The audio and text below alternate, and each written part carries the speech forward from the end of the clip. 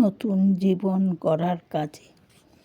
এদিক টানে ওদিক ফাঁকা, কেমনে দেবে সব ঢাকা। লাগবে এখন কাপড় গোটা, কেমনে পাবে কেনার টাকা।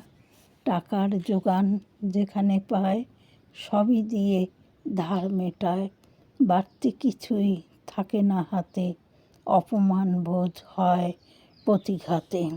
এমনি করে চলে জীবন, 65 প্রায় হলো এখন।